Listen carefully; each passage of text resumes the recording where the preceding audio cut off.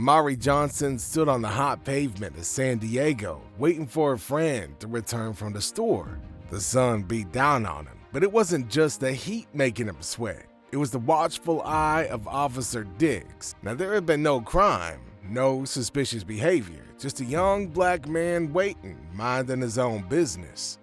But in that moment, Diggs saw something else. He saw a threat where there was none, suspicion where there should have been none. Johnson's presence alone seemed to be enough to provoke the officer into action.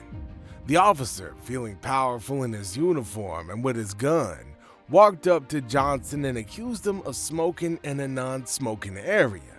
Johnson didn't have a cigarette, a lighter, or anything to show that he was breaking any kind of rules.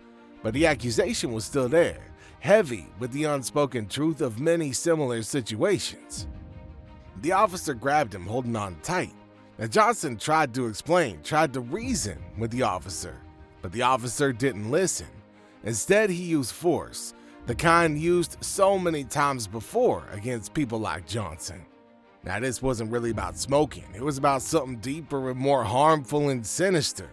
The officer wasn't just following the law. He was following an unwritten rule about who belonged and who didn't. The situation got worse, as it often did. Now, Johnson felt frustrated and angry, but he was also tired. He understood what was happening here and knew that his skin color had turned a single weight, though supposed to be simple, into a full-blown confrontation. The officer's grip got tighter, and Johnson's heart beat faster. Now, he wasn't fighting back. He was just trying to survive. As time passed, it became clear that this wasn't just about a cigarette or a simple mistake. It was about a system that saw being black as a threat, and a culture that let officers like Diggs act without consequence. Johnson's friend showed up, confused and angry, but his presence only made the situation seem more ridiculous. Johnson hadn't done anything wrong or illegal, yet he was treated like a criminal just because the color of his skin.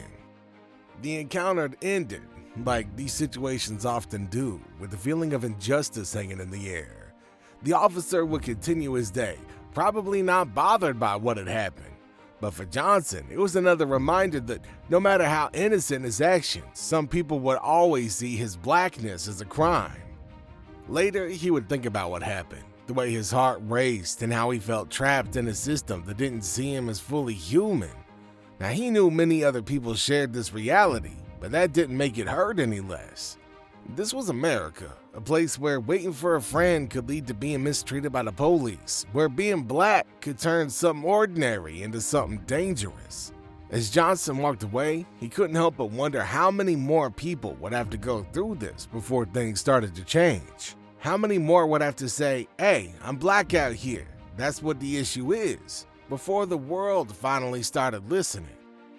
The arrest of Johnson could have ended quietly if Officer Diggs had just let it go. If Johnson had been cooperative, the situation had calmed down and the tension was easing.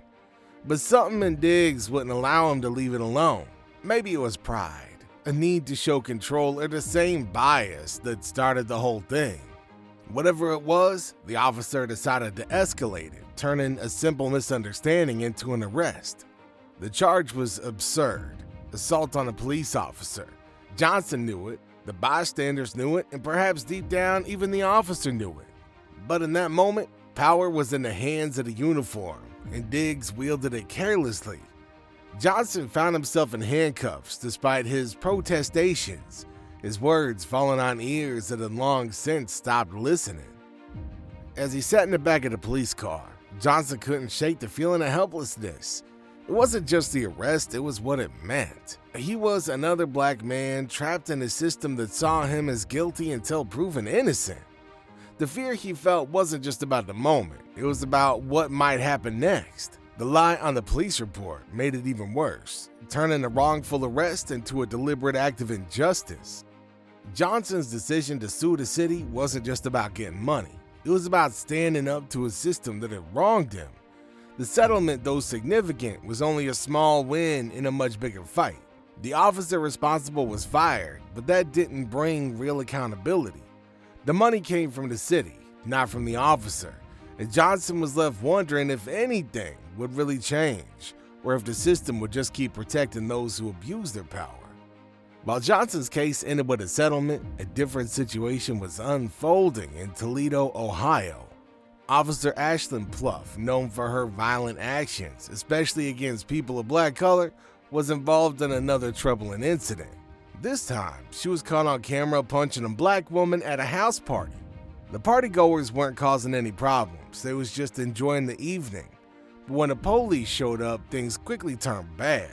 Without any clear reason, they started arresting guests at random. Now Pluff, cold and determined, targeted one woman with the same careless attitude that she'd showed before. This time, however, everything was recorded. Now the footage was clear and couldn't be denied. The black woman Pluff hit wasn't resisting or posing any threat. She was just another victim of an officer who let her power get out of control. The police department was also at fault, having ignored Pluff's behavior for far too long. In a city like Toledo, where trust in the police was already shaky, this incident only made things even worse, further damaging the community's faith in those who were supposed to protect them.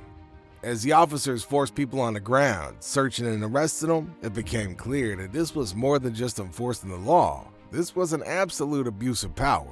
The police were not acting as protectors, but as oppressors, entering homes without reason and treating residents like criminals in their own space. The scene was an example of unchecked authority.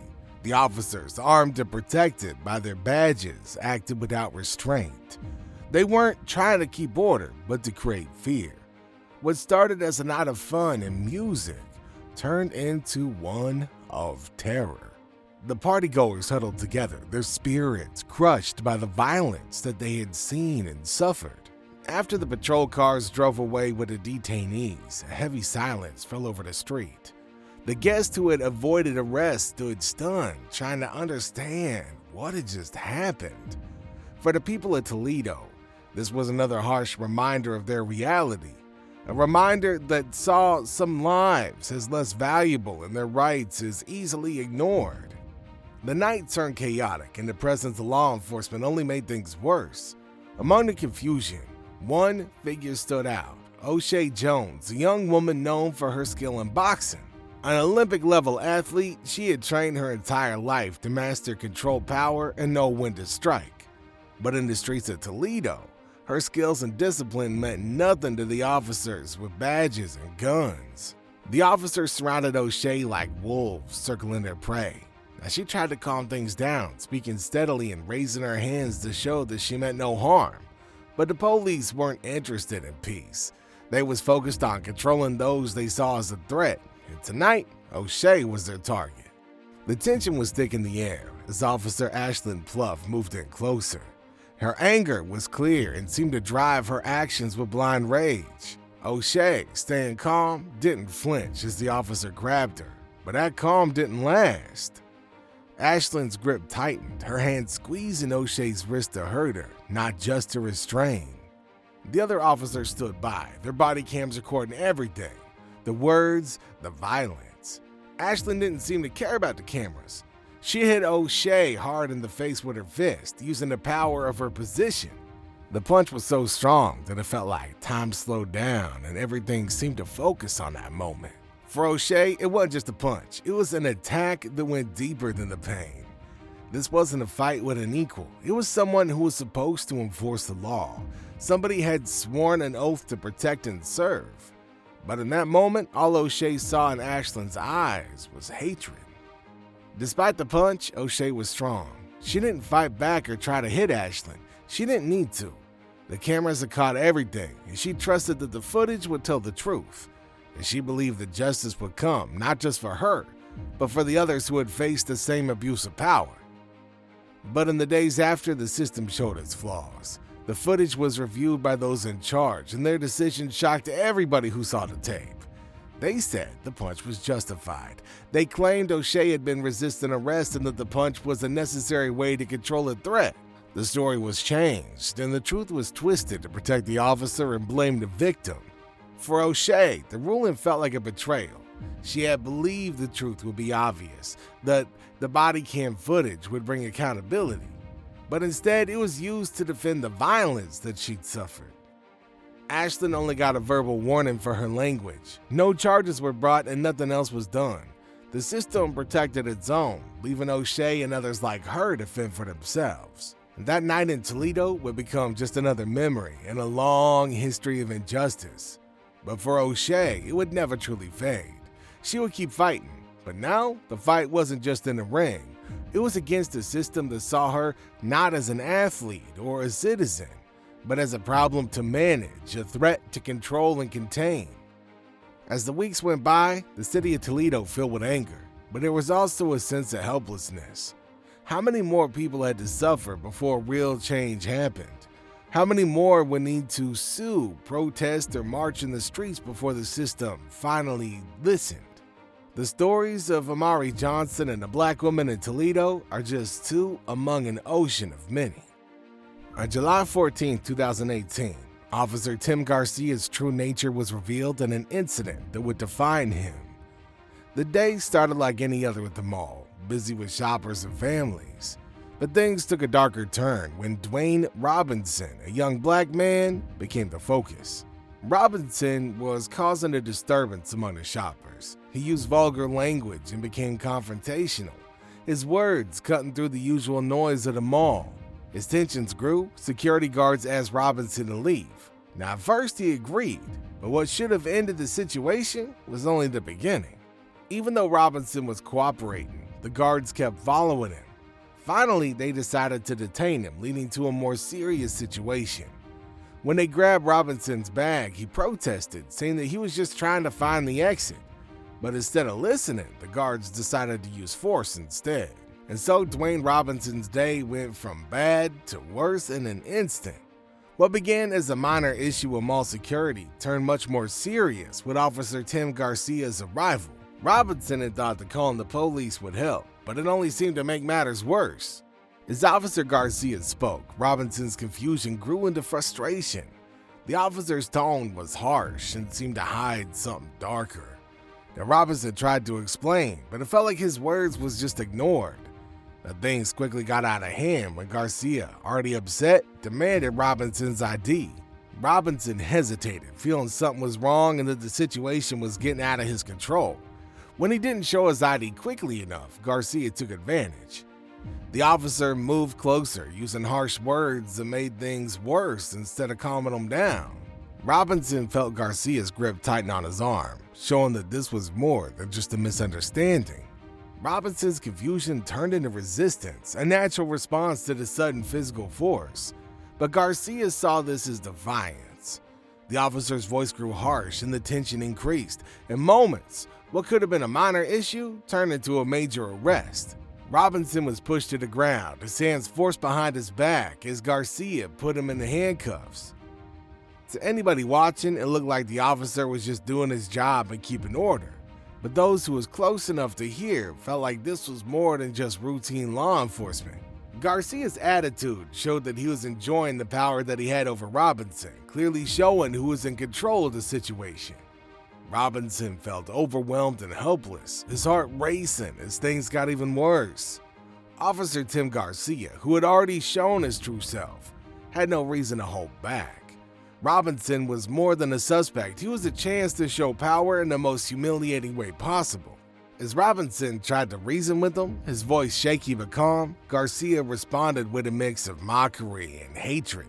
The officer had lost all pretense of professionalism, crossing both legal and moral lines, dragging the situation into a pit of bigotry that he seemed eager to dive into head first.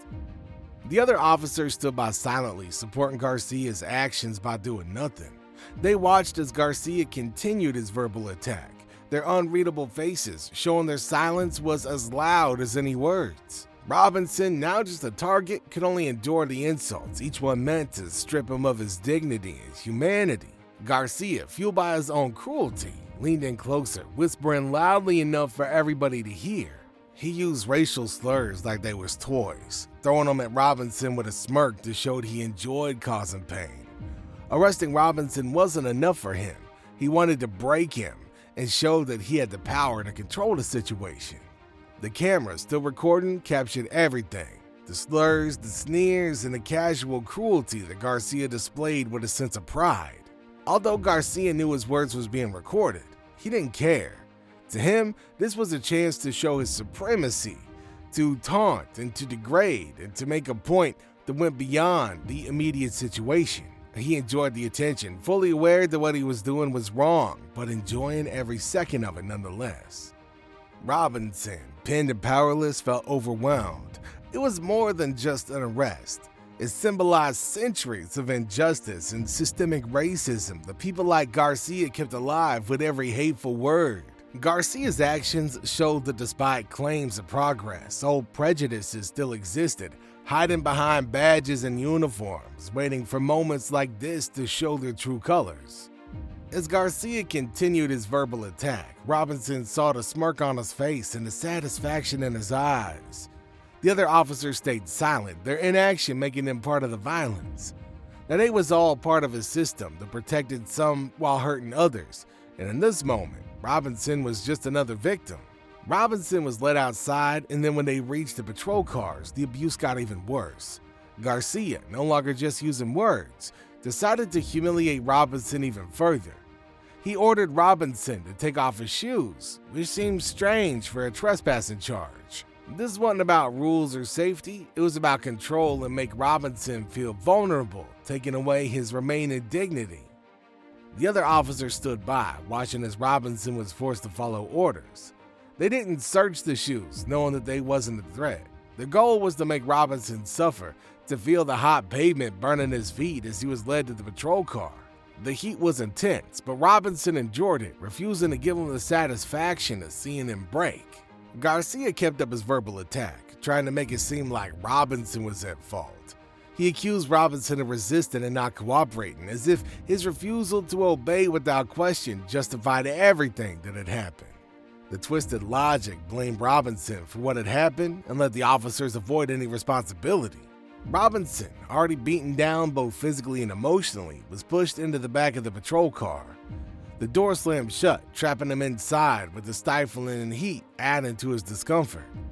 As they drove to the station, the officers joked among themselves about Robinson's suffering.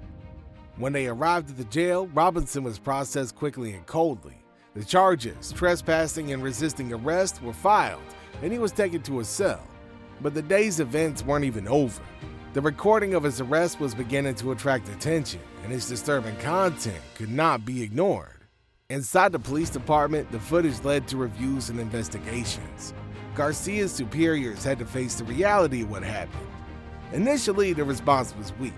They suggested a written reprimand, a minor punishment that would let Garcia continue his career with only a small mark on his record. The sergeant who reviewed the case downplayed it, saying Garcia's language wasn't meant to be racist, just a reaction to the suspect's words. But the video told a different story. When the deputy chief saw it, the truth was clear. This wasn't just an officer having a bad day. This was someone using his badge as a weapon with the intent to harm. The matter was escalated and Internal Affairs was asked to conduct a formal investigation. As the investigation continued, the full extent of Garcia's actions became clear. The video, now reviewed by top officials in the San Antonio Police Department, left no doubt. The police chief, shocked by what he saw, recommended Garcia be suspended indefinitely. Now this was a serious step, showing that the situation was taken very seriously.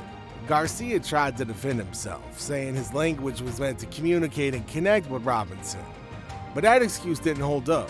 The video made it clear that Garcia wasn't trying to connect. He was abusing his power in a very serious way. In January 2019, Garcia was suspended indefinitely, ending his career with the San Antonio Police Department. Now, a lot of people felt relieved by this decision, but it also highlighted the deep problems within the system. For Robinson, the struggle was far from over. The physical and emotional wounds would take time to heal, but seeing his abuser held accountable was a small step toward justice. The events of that day would not be forgotten. They sparked change and made the city face its own problems. And as the news spread, it showed that in the fight for justice, every voice, no matter how small or quiet, can make a difference.